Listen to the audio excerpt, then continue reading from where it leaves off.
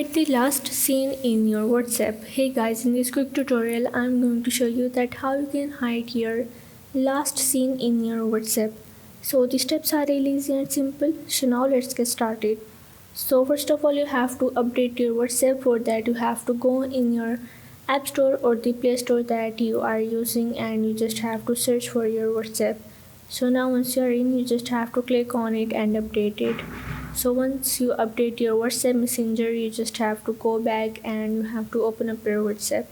So now once you are in your WhatsApp, you have to click on this bottom right corner option of the settings, and in the Android you have to go on the three dots and you have to simply click on the settings.